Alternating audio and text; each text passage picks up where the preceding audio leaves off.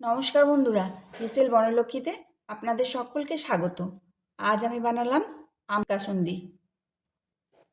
আর এই আম কাসুন্দি যে কোনো স্ন্যাক্স, পকোড়া দিয়ে আপনারা খেয়ে দেখুন, খুবই ভালো লাগবে খেতে। আর একবার করে নিলে সারা বছর রেখে দেওয়া যাবে, নষ্ট হবে না। তাই এখন কাঁচা আমের সময়, প্রচুর আম বাজারে, তাই এই সময় আম কাসুন্দি বানিয়ে নিন আর সারা বছরের জন্য সংরক্ষণ করুন। তাহলে আসুন সম্পূর্ণ রেসিপিটি একবার দেখে নেওয়া যাক। কাসুন্দি বানানোর জন্য এখানে আমি 50 গ্রাম সাদা সর্ষে আর 100 গ্রাম মতো রাই সর্ষে নিয়েছি। আপনারা যদি রাই সর্ষে না পান তাহলে লাল সর্ষে ইউজ করতে পারেন, কিন্তু এরকম রাই সর্ষে নিলে কাসুন্দির টেস্টটা বেশ ভালো হয়। এই রাই সর্ষেগুলো আকারে একটু ছোট হয় আর লাল সর্ষেগুলো একটু বড় হয়।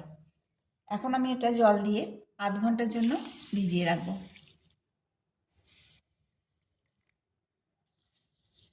জল দিয়ে ভিজালে সর্ষের দানাগুলো ফুলে যাবে, তাতে বাটতে বেশ সুবিধা হবে। তাই এটা আমি জল দিয়ে ভিজিয়ে দিলাম। আর এদিকে দুটো কাঁচা আম নিয়েছি। এই আমগুলোর বোটা খোসা বাদ দিয়ে, আঁটি বাদ দিয়ে পিস করে কেটে নেব। আমটা ধুয়ে নিয়ে ছোট টুকরো টুকরো করে কেটে নিলাম, এতে বাটতে সুবিধা হবে। এখন এটা আমি মিক্সার গ্রাইন্ডারে নিয়ে নিচ্ছি। খুব মিহি পেস্ট বানিয়ে নিতে হবে। এর মধ্যে দিয়ে দিচ্ছি 4টে কাঁচা লঙ্কা, ছোটো সাইজ বলে 4টে দিলাম। একবারে হবে না, আমি দুবারে পেস্টটা বানিয়ে নেব।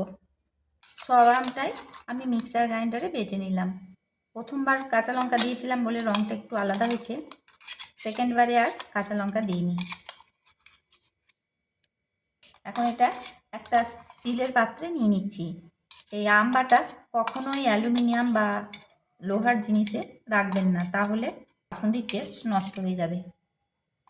এটা বার করে অবশ্যই কাচের পাত্র অথবা স্টিল ব্যবহার করবেন। সর্ষেটা ভেজার পর অনেকটা ফুলে গেছে। এখন সর্ষেটা খুব ভালো করে ধুয়ে তারপর বাটবো।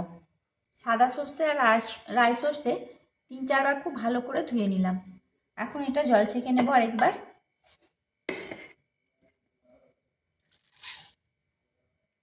সম্পূর্ণ জলটা আরেকবার ছেঁকে নিচ্ছি। এখন এই সর্ষেও খুব ভালোভাবে পেস্ট করে নিতে হবে। একদম মোলায়েম করে পেস্টটা বানাতে হবে। এটাও দুবারে করতে হবে, একবারে ধরবে না। সর্ষে অনেক সময় বাটলে তেতো হয়, তাই অতি অবশ্যই লবণ দিতে ভুলবেন না। অল্প একটু লবণ আমি দিয়ে দিচ্ছি আর সামান্য জল দিয়ে আমি মিহি করে একটা পেস্ট বানিয়ে নেব। সেকেন্ডবারও লবণ দিয়ে পেস্ট বানাবো। সর্ষেটা খুব মিহি করে পেস্ট করে নিলাম। এখন এই আম বাটার মধ্যেই সর্ষেটা দিয়ে দিচ্ছি। বাকি সর্ষেটাও মিক্সার গ্রাইন্ডারে পেস্ট করে নেব আর লবণ দিয়েই পেস্টটা বানাবো। লবণ দিয়ে করলে তেতো হবে না, তাই বন্ধুরা লবণ দিতে কিন্তু ভুলবেন না। বাকি সর্ষেটাও খুব ভালোভাবে পেস্ট করে নিলাম। আগেরটায় আমার বেশি দেওয়া ছিল বলে জলটা একটু কম দেওয়া হয়েছিল, তার জন্য অতটা ভালো বাটা হয়নি, কিন্তু এবার জলটা একটু বেশি দেওয়াতে খুব সুন্দরভাবে পেস্টটা তৈরি হলো। সমস্ত সর্ষে বাটাটা বাটিতে নেওয়ার পর মিক্সার গ্রাইন্ডারে বাটি ধোয়া জলটাও এর মধ্যে দিয়ে দিচ্ছি।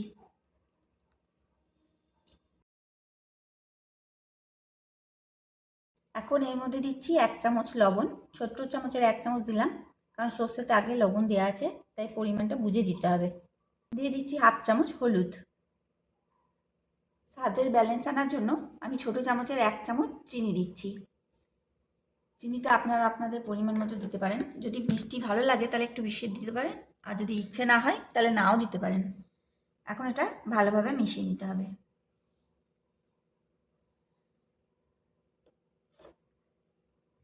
আম আর সর্ষের পেস্টটা একটা কড়াইয়ে নিয়ে নিচ্ছি।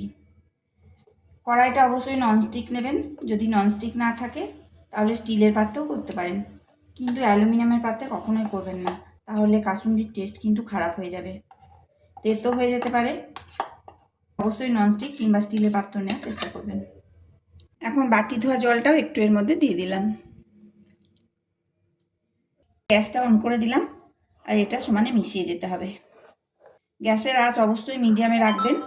প্রথম অবস্থায় কিন্তু বেশি আঁচ করবেন না। খুব ভালোভাবে মিশিয়ে নিতে হবে। আর জলের পরিমাণটা আপনারা আপনাদের পরিমাণ মতো দিতে পারেন, যেমন পুরু রাখবেন সেই রকমই থিকনেসটা করবেন। এখন আমার এরকম হয়ে আছে। এটা ঠান্ডা হলে কিন্তু আরও পুরু হয়ে যায়। আর বেশিক্ষণ ফোটাবো না, 2-3 মিনিট হয়েই তৈরি হয়ে যাবে। প্রথম অবস্থায় আমার এইরকম থিকনেস আছে। আমি যেহেতু বেশি পাতলা করব না, তাই আর জল দিইনি। তবে এইভাবে আম কাসুন্দি বানিয়ে আপনারা সারা বছর রাখতে পারেন। যে কোনো পকোড়া স্ন্যাক্সের সাথে যে কোনো সময় খাওয়া যাবে, খেতেও দুর্দান্ত হয়। এখানে আমি এটা একটু টেস্ট করে দেখলাম, তো আমার মনে হলো লবণটা একটু কম হয়েছে, তাই আমি আরও 1/2 চামচ লবণ দিয়ে দিচ্ছি। লবণটা আম যেমন টক হয় সেরকম পরিমাণে লাগে, আমের টক বেশি হলে লবণটা একটু বেশিই লাগে, তাই আপনারাও একটু মুখে দিয়ে দেখে নেবেন। যদি দেখুন বন্ধুরা, কাসুন্দিটা ফুটতে শুরু করেছে। এটা কিন্তু বেশিক্ষণ ফোটাবো না, 2 থেকে 3 মিনিট ফোটাবো। তো আমি এখন এর মধ্যে দিয়ে দিচ্ছি 4 টেবিল চামচ মতো সর্ষের তেল। সর্ষের তেলটা দিয়ে খুব ভালোভাবে মিশিয়ে নিতে হবে। এই আম কাসুন্দি খুবই অল্প খরচে বাড়িতেই তৈরি হয়ে যায়, যেটা দোকান থেকে কিনতে গেলে এর খরচা পড়বে 5 গুণ। তাই এখন আমের সময় বাড়িতেই আম কাসুন্দি তৈরি করে নিন, সারা বছর সংরক্ষণ করে রাখতে পারবেন। আর স্ন্যাক্সের সাথে খেতে তো দারুণ লাগবে, যে কোনো ধরনের স্ন্যাক্সের সাথে খেতে পারবেন। এই কাসুন্দিটা কিন্তু সমানে নাড়তে হবে, না হলে তলায় লেগে যেতে পারে। খুব বেশি সময় লাগে না, তাই অবশ্যই এই সময় একবার আম কাসুন্দি বানিয়ে নেন, আর খুবই সহজে আম কাসুন্দি দেখবেন তৈরি হয়ে যাবে। আর রেসিপিটা যদি আপনাদের ভালো লাগে তাহলে প্লিজ লাইক, শেয়ার এবং সাবস্ক্রাইব করে আমাকে একটু সাপোর্ট করুন।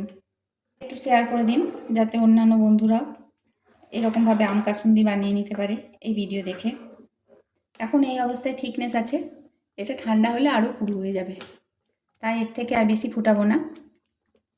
এটা 2 মিনিট আমি ফুটিয়ে নিলাম। দেখুন আম কাসুন্দিটা দেখতে কতটা সুন্দর হয়েছে। এখন আমি গ্যাসটা বন্ধ করে দিলাম, আর এখন এর মধ্যে দিয়ে দিচ্ছি 2 টেবিল চামচ মতো ভিনিগার। এই ভিনিগারটা অবশ্যই দেবেন, তাহলে এটা 1 বছর টিকে যাবে। এটা ঠান্ডা করার পর একটা কাচের পাত্রে ভরে রাখতে হবে। কাচের পাত্রটা অবশ্যই শুকনো হওয়া চাই, ভিজে পাত্রে কখনোই ভরবেন না। এখন আম কাসুন্দিটা তৈরি হয়ে গেল, এটা সম্পূর্ণভাবে আমি ঠান্ডা করে নেব। আর অবশ্যই এর থেকে বেশি পুরু করা যাবে না, কারণ ঠান্ডা হলে এটা কিন্তু আরও জমে যাবে। এই কাসুন্দিটা এখন ঠান্ডা হয়ে গেছে, এটা এখন একটা কাচের পাত্রে ভরে রাখবো। আর দেখুন বন্ধুরা, 2টো আম মানে মাত্র 300 গ্রাম আম আর 150 গ্রাম সর্ষেতে কতটা পরিমাণ কাসুন্দি তৈরি হলো। আর এটা ভরার জন্য আমি নিয়েছি একটা কাচের জার, এটা সম্পূর্ণ শুকিয়ে নিয়েছি। এখন এর মধ্যে এই কাসুন্দিটা ভরে নেব। সমস্ত রেসিপিটি দেখার জন্য হেসেল বনলক্ষ্মীর তরফ থেকে অসংখ্য ধন্যবাদ।